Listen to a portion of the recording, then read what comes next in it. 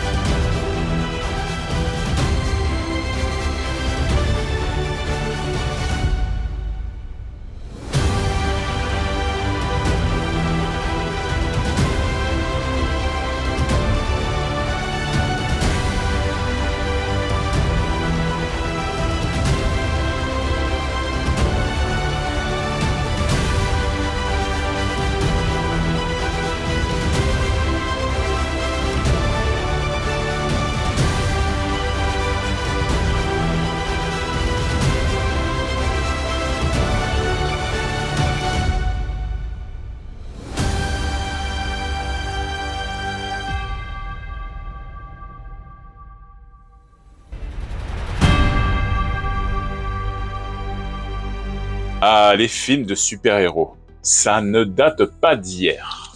Que ce soit chez Marvel, donc, ou chez DC Comics, depuis les années 70, il y a eu une quantité industrielle de bouquins qui sont sortis. Même, je dirais, que ce soit en série, tout comme Shazam, Batman, Amazing Spider-Man, Hulk ou encore Wonder Woman, et j'avais oublié celui qui met son slip par-dessus les colonnes, Superman. Et dans les années 80 et 90, on n'était pas en reste, car il y a eu aussi, en plus des séries, des films qui sont arrivés. Alors entre les Superman, le Punisher, les Batman, les Flash Gordon, et puis nous avons finalement connu tous l'arrivée du MCU et du DCU dans les années 2000. Mais pour aujourd'hui, je vais vous parler d'un film que j'ai découvert tout simplement en le louant au vidéoclub après avoir vu une bande-annonce sur une des VHS que j'avais louées précédemment. Alors pour moi, ce film paraissait totalement anodin, mais bon.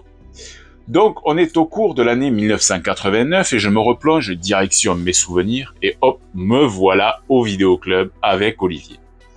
Une fois de plus, je suis à la recherche d'un film qui va me faire soit rire, soit peur, mais surtout un film qui ne ressemble pas du tout aux autres.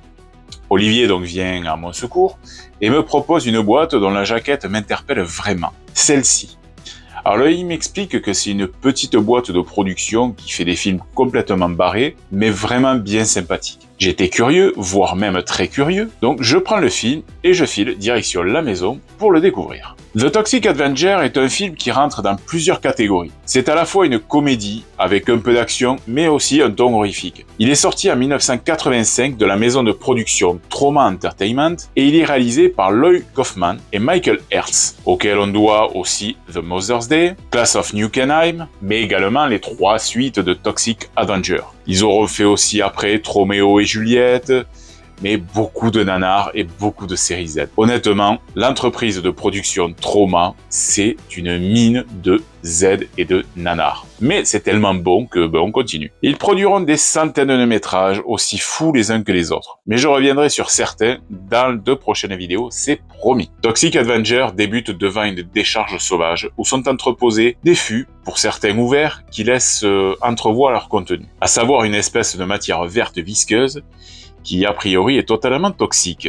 Donc bienvenue à Tromaville, la capitale mondiale des usines de produits chimiques. Dans la salle de sport de la ville, on va y découvrir toute la faune débile, aussi bien masculine que féminine, qui voue un culte au corps sans prendre compte du mental. Et c'est aussi à cet endroit que l'on va faire la connaissance de Melvin Junko, l'agent d'entretien de la piscine, qui, on peut pas dire qu'il est un physique vachement balèze pour une salle de sport, je dirais même plus qu'il est rachitique et que c'est quelqu'un de quelconque. Bon, c'est pas le gars le plus attentif non plus de son boulot, mais bon, il est jovial, il est toujours de bonne humeur. Ce qui, bien évidemment, entraîne qu'il soit le souffre-douleur du caïd du quartier, qui se nomme Bozo. Alors, il est toujours suivi par son acolyte Slug et de leurs copines respectives, aussi stupides que superficielles. Bozo, c'est ce qu'on pourra qualifier de gros bourrin psychopathe sans cervelle. Slug, quant à lui, c'est un suiveur, tout simplement. Justement, Slug va s'éclipser avec Vanda pour prendre un peu de bon temps dans les vestiaires. Mais c'est là que Melvin, alerté par les hurlements de plaisir de la jeune fille, va venir troubler les ébats amoureux du couple qui vont refouler Melvin en le menaçant d'un couteau.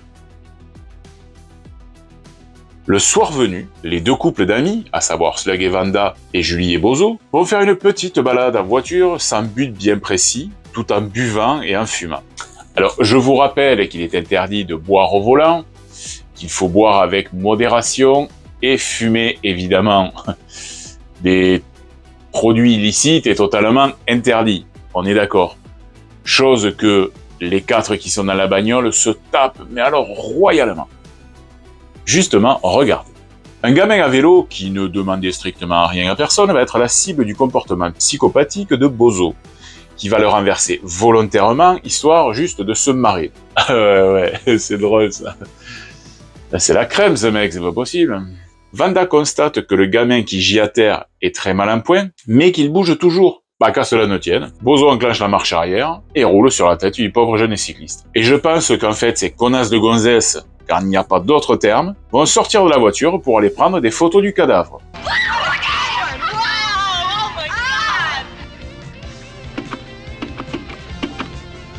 Donc en fait, techniquement, même les gonzesses sont ravagées. Il n'y en a pas une pour attraper l'autre. Le lendemain matin, dans la salle de sport, c'est cours de stretching. Slug, qui est aussi décérébré que ses amis, ne trouve rien de mieux que de mettre un serpent dans le t-shirt du prof. Alors, ils ont poussé les potards à fond pour le film, d'accord, mais là quand même, c'est vraiment poussé. Je me demande quand même qui est le plus stupide, Slug ou les élèves qui pensent que ça fait partie du cours. Non mais faut les voir s'agiter en rythme, c'est du grand n'importe quoi. Durant la séance de squash du quatuor, ils mettent au point un plan pour faire encore du mal au jeune Melvin. Alors Julie va tenter de le séduire, ce pauvre innocent, bien sûr, en lui faisant croire qu'il a une chance de conclure. Écoute Bernard, je crois que toi et moi, on a un peu le même problème. C'est-à-dire qu'on peut pas vraiment tout miser sur notre physique, surtout toi. Alors si je peux me permettre de te donner un conseil, c'est oublie que t'as aucune chance, vas-y fonce. On sait jamais, sur un malentendu ça peut marcher. Dans le même temps, un camion de transport traverse la ville à tout berzingue, avec à l'arrière des fûts de produits toxiques totalement à l'air libre et non attachés.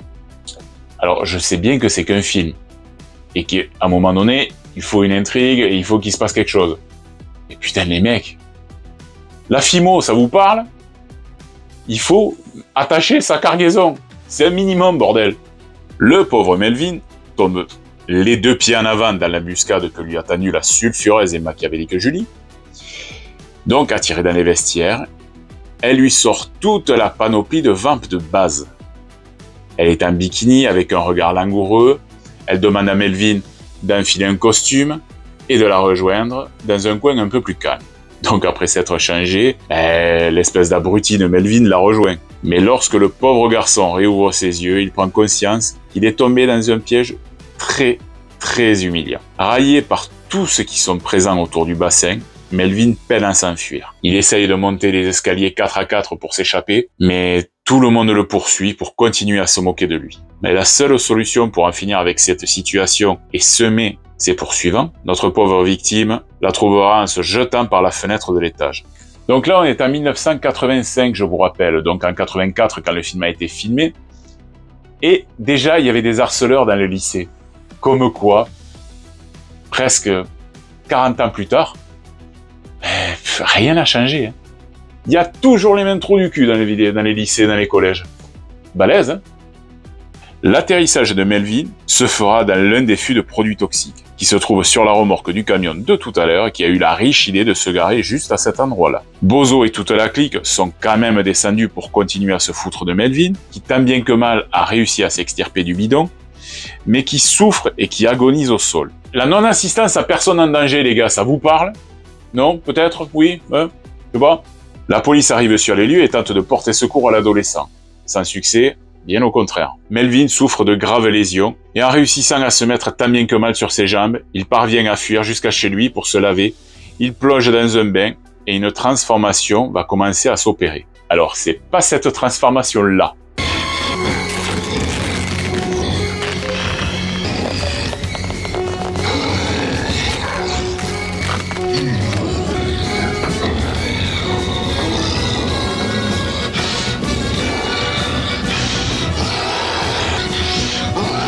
Mais vous allez voir, elle est sympa quand même. Il commence à perdre ses cheveux, son corps devient de plus en plus grand et se développe, il devient puissant. Sa mère, qui est derrière la porte, pense qu'en fait, vu les grognements et les cris, il est en train de se faire du bien, on va dire. Et quand elle va entendre sa voix devenir plus rauque, elle se dit que ça y est, Melvin est un homme, elle se sent rassurée. Seul souci, c'est que Melvin, là, n'est plus le jeune adolescent frais et rachitique. Il est devenu un être puissant et fort. La nuit tombée, un gang de voyous attend de préparer un mauvais coup. Ça déconne, c'est quoi cette dégaine? Non mais, ouais, plus cliché on peut pas faire. Allez, on enchaîne. Quand un policier vient les trouver assez malfrats pour savoir ce qu'ils font là, ils vont l'agresser sans aucune retenue. Alors entre les coups, les humiliations, le flic va ramasser quelque chose de grave. Rien ne lui sera épargné. Il sera mis en joue même avec sa propre arme. Et au moment le plus critique pour l'agent des forces de l'ordre, un mystérieux sauveur va prendre les choses en main. Il va le sauver en se débarrassant de ses agresseurs. Le chef du gang va se faire taper dessus façon machine punch jusqu'à ce qu'il tombe au sol. Le voyou au bandana perd son nez après un coup de poing digne de Mortal Kombat et d'une fatality. Quant à la drag queen de service, il va perdre la vue et ses yeux avant d'apprendre à voler surtout. Le fameux sauveur n'est autre que Melvin qui va directement remettre sur ses pieds le policier. Qui ce dernier, lui, par contre, va directement foncer aux urgences. Là, la presse va prendre son témoignage où il décrit son sauveur comme un monstre qui a fait justice en mettant à mal les loupards. Le lendemain, dans les kiosques à journaux, la une de la presse ne parle que de ça. Quant au cabinet du maire, c'est le branle-bas de combat. Tout le monde veut savoir qui est ce mystérieux héros. Melvin rentre chez sa mère, qui prend peur de l'être qu'il est devenu, lorsqu'elle ouvre la porte, bien évidemment. Après, on n'a pas encore vu son visage, donc mystère. Le jeune homme est blessé, s'enfuit vers la décharge et qui va devenir son nouveau lieu de vie. Dans le même temps, le maire va faire affaire avec le parrain de la mafia du coin, pour vendre et faire construire des habitations sur les ruines de l'ancienne décharge de produits chimiques. Un maire ou un politique qui fait affaire avec la mafia. Oh, trauma, ils arrivent à faire des films de fiction, c'est génial. Ça arriverait jamais dans la vie réelle, ça. Bref. Quelque part plus loin, dans un restaurant, tout le monde fait la fête. À l'intérieur, les clients déjeunent tranquillement quand une bande de voyous, encore une fois très cliché, viennent pour faire un braquage. Ils menacent les clients et les clientes avec leur arme à feu. Bon, allez, on va dire qu'il y en a un qui a un peu plus de cojones que les autres, et pris de courage, il se lève et propose que tout le monde parte et que lui reste en qualité d'otage. Alors, la réponse du roi ne se fait pas attendre.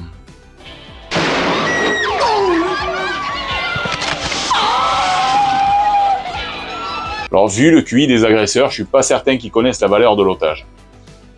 Passons. Frank, le chef de la bande, s'en prend maintenant à Sarah, une jolie jeune fille blonde qui n'a rien demandé non plus. Il se trouve qu'elle est aveugle, donc elle ne peut pas vraiment apprécier le maniement du couteau que fait Frank devant elle. Son chien d'assistance commence à grogner. Alors, les amis des animaux, on va tourner la tête 2 secondes s'il vous plaît, parce que là, Vous allez pas aimer du tout, vous êtes pas prêts. Allez, on tourne la tête. Je vous préviendrai quand ça sera fini. Le roi use encore de son fusil pour dégommer le pauvre Labrador, pendant que Sarah est en passe de se faire violer par Frank. C'est bon, vous pouvez y aller. De Tromaville. Alors, ouais, évidemment, celle-là était facile à faire. Je vous laisse un peu chanter la chanson. Notre bon Melvin va mettre une dérouillée à tous les méchants, notamment à Frank, à qui les bras lui tombent, pendant que notre héros s'occupe des braqueurs, tous les clients et même les employés prennent les jambes à leur cou. C'est au tour du roi d'attaquer Melvin. Alors à grands coups de pied et de poing. Bon, la réponse est aussi sans appel. Il va finir face au milkshake humain que notre bon défenseur de la veuve et de l'orphelin va terminer au mélangeur électrique. Et puis enfin, notre troisième comparse, qui se prend pour un ninja, va se jeter sur notre héros toxique. Il va tenter tout ce qu'il peut pour se débarrasser du redresseur de tort. Cela va du nunchaku jusqu'au sabre, en passant par les chaises, les tables, tout ce qui lui tombe sous la main. La punition que va lui infliger Melvin sous les yeux de Cuisto est plus que croustillante. Il va lui bloquer les mains dans le panier à friture, puis bloquer son corps pour ne pas qu'il bouge, et plouf, quelques secondes de cuisson. Les mains sont cuites, prêtes à être servies. Melvin prend en charge la jolie Sarah, qui se retrouve sans chien, et par bonté d'âme, il va la ramener jusqu'à son domicile pour être sûr que rien ne lui arrive. Il est sympa ce Melvin quand même. Les flics arrivent sur place et on assiste à une scène surréaliste digne des films de trauma. Pendant qu'ils discutent avec les employés encore présents, ils se tapent des burritos. Les mecs, ils sont en train de parler d'un crime, d'étudier la scène de crime, en mangeant. Et le professionnalisme, c'est plus que c'était. Retour chez la jolie non-voyante, où l'on retrouve Melvin, qui se fait lire les lignes de la main par une Sarah très enjouée, on va dire. Elle voudrait pouvoir toucher son visage pour savoir comment est son sauveur, mais là, Melvin n'est pas très chaud. C'est vrai, au fait. On n'a toujours pas vu sa tête depuis l'accident. Sarah, en voulant son autre main, va lui lire les lignes d'autre chose. La coquine. Retour à la salle de sport où Vanda et Julie matent les Polaroids. Un quoi? Un Polaroid, Jack. Le nôtre est cassé, les enfants l'ont jeté dans le cabinet. Non, on n'a pas de Pola, non. Donc les deux gourdasses matent les photos comme si c'était des images Panini. Et le pire, c'est que ça les excite à ces deux malades. Donc dans les vestiaires se déroule tranquillement un trafic de drogue, au calme, en toute quiétude. La recette de ce trafic ira directement au maire, qui est en train de se faire un massage. Donc c'est là que Melvin débarque pour réclamer justice. Le premier à ramasser la sentence sera le dealer qui s'est mis au sport. Lui, il va être poinçonné façon ticket de métro. La tête va prendre un coup, mais d'après moi, paracétamol ne fera rien. C'est au tour de Vanda de subir la loi du talion de Melvin. Pendant qu'elle se fait plaisir toute seule au bord de la piscine. Je me demande pourquoi, sans déconner, j'avais adoré ce film à l'époque. Je commence maintenant à me rappeler de pas mal de scènes. Donc notre jeune héros va s'approcher de la jeune délurée avec sa cantoile qu'il va porter face à son grand frère Voorhees. Alors attention, il y aura des références dans cet épisode.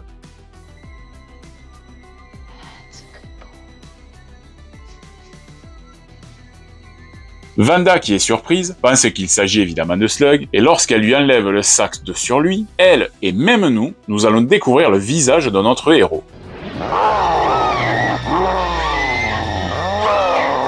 Alors bon, Vanda, effectivement, elle est pas vraiment joyeuse. Elle crie, elle hurle, elle se débat. Mais Melvin va lui dire qu'elle devrait un peu garder son cul au chaud et va aller jusqu'au bout de l'idée et va l'asseoir sur les pierres chaudes du spa. Le temps d'un petit pipi dans la rue, Melvin, qui pisse quand même très vert, je trouve, va se faire accoster par un Mac qui veut proposer une de ses filles à peine âgée de 12 ans à notre balèze et qui se soulage un peu plus loin. Déjà, le mec est un peu agressif verbalement, que les gamines, elles sont contraintes et forcées, et en plus qu'elles sont mineures. Melvin va employer le Mac et ses hommes de main, quand ils vont débarquer, pour le défendre. Ils vont tous ramasser, sans exception.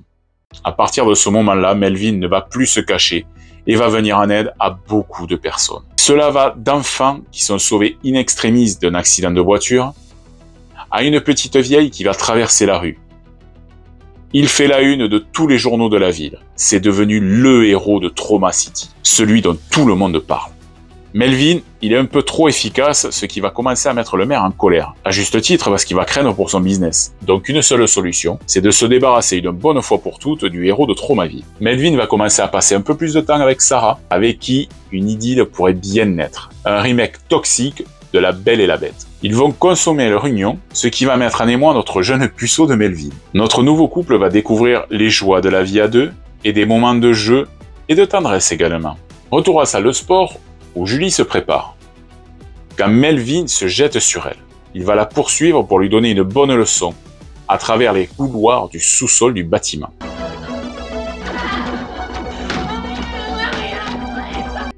Oh la vache!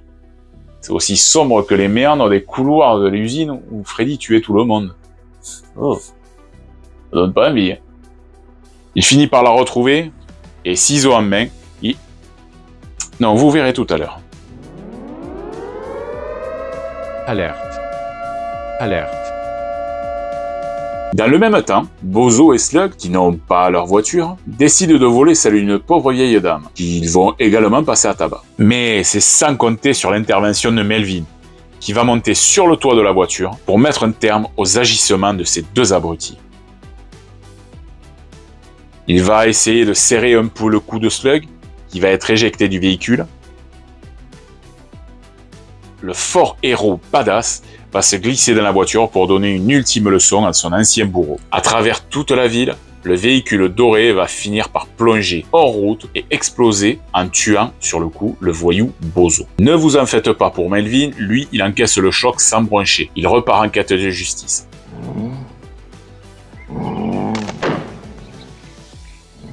Il rejoint Sarah pour lui dire que son envie de meurtre commence à être un peu trop dure à contrôler et qu'ils doivent fuir avant qu'ils ne s'en prennent à des innocents.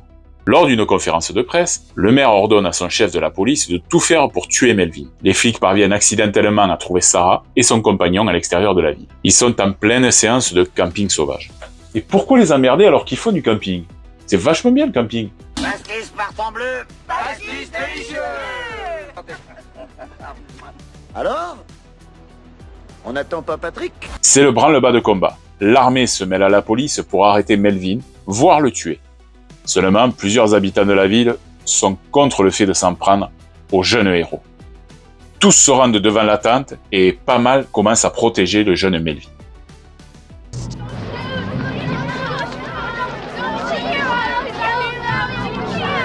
Le maire va tirer finalement sur notre héros, alors que tous refusent de le faire. Le dernier coup porté sera pour le maire corrompu qui supplie Melvin de ne pas lui faire de mal. Alors, littéralement, notre Toxic Avenger va vérifier si le maire a réellement des tripes. Il va l'attraper, plonger vraiment sa main dans son bide et lui mettre les tripes à l'air. Melvin finit par retrouver la jolie Sarah sous les acclamations de toutes les personnes présentes autour d'eux. Désormais, Tromaville a un super-héros en la personne de Melvin. Alors tremblez, voyous, la justice est là. Alerte. Alerte. Alors ça y est, le film se termine comme ça, enfin pour le premier, parce qu'il y aura des suites. Je retourne au vidéoclub voir Olivier et lui dire que j'ai complètement adoré ce film. Bon, effectivement, j'ai adoré ce film quand j'étais jeune. Après l'avoir revu pour la vidéo, bien évidemment, je vous dirais que c'est surjoué. Mais par contre, c'est dû à la VF. Si vous l'écoutez en VO, ça a strictement rien à voir. C'est beaucoup mieux joué. Après, Troma, il n'y a que ce mot à dire. Les films de Troma sont toujours poussés à l'extrême. Et c'est ça qui fait la patte graphique de Troma Entertainment. Olivier m'explique que les producteurs et réalisateurs de la boîte de production Troma Entertainment ont déjà produit pas mal de films dans le même genre. Et je serais super content de pouvoir les découvrir. Sauf que, malheureusement, on ne peut pas les trouver en France encore. Du moins pour le moment.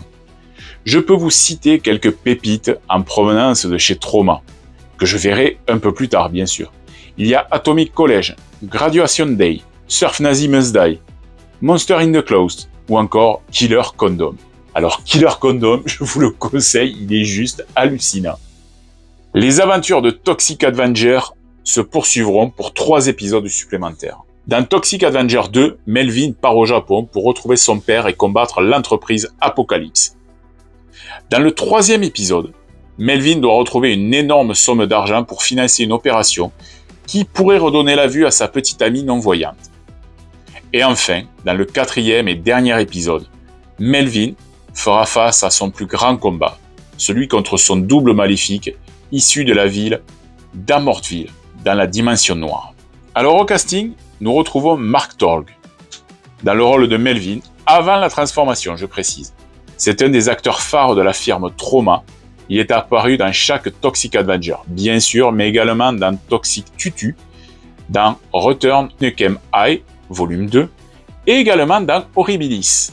Pour le personnage de Super Melvin, ce sera Mitch Cohen qui l'incarnera. Lui aussi, il sera à l'affiche des autres Toxic Avengers, mais aussi dans Make Your Own, Done Movie, et dans Clerks, employé modèle. Pour le rôle de Sarah, c'est Andrea Maranda qui l'incarne.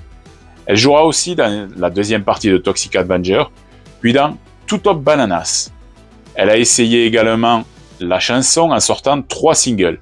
Alors, honnêtement, je peux pas vous dire si ça a eu du succès ou pas. Je ne connaissais pas du tout cette chanteuse.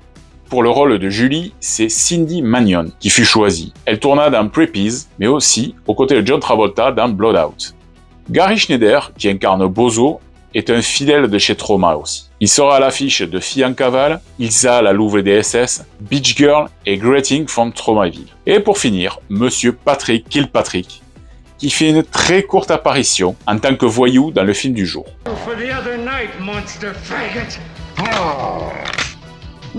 Monsieur Kilpatrick est un habitué des plateaux cinéma.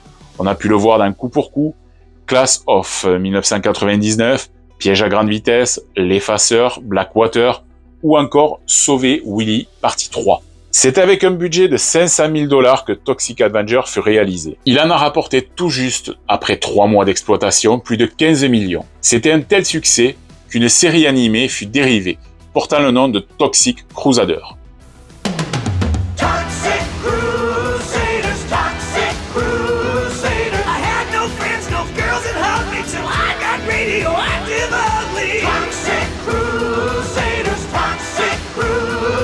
Il y aura également des jouets dérivés du dessin animé.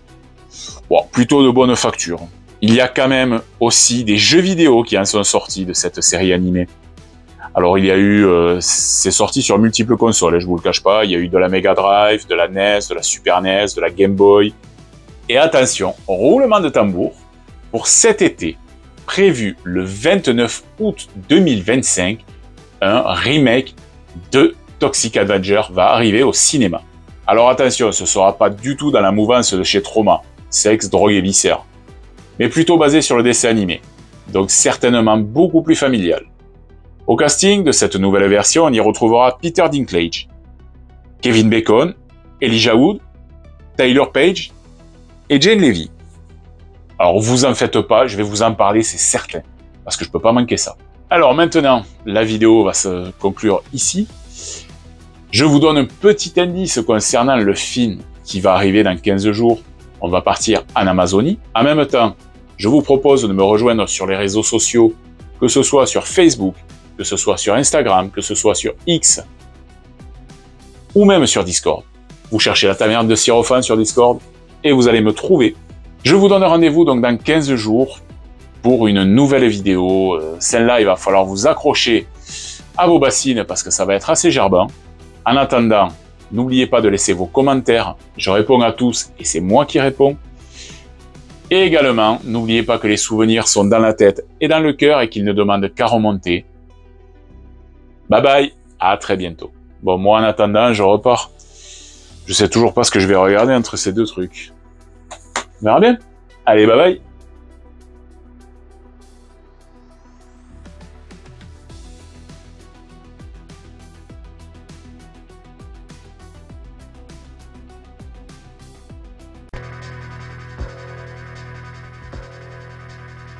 Meet little Melvin.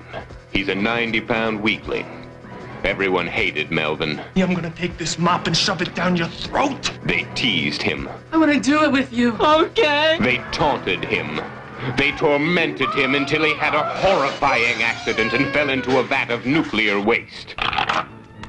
Transforming little Melvin into a hideously deformed creature of superhuman size and strength. became the Toxic Avenger. The first superhero born out of nuclear waste. Holy shit! I don't know what it was, but it saved my life. All right, everybody, drop your tacos or I'll blow your brains out. The vandals and the perverts had their way with the little people of Tromaville until the Toxic Avenger ripped them apart. The Toxic Avenger. His face is so terrifying. We can't show it to you now. You'll have to see the movie for yourself. The Toxic Avenger can bend steel with his bare hands. Oh, we're only kidding. Get it? Leap small cars in a single bound. He crushes drug pushers. Smashes hit-and-run drivers. For incredible explosive action, you must see the Toxic Avenger. He's a different kind of hero. The Toxic Avenger is coming to your town. Look out.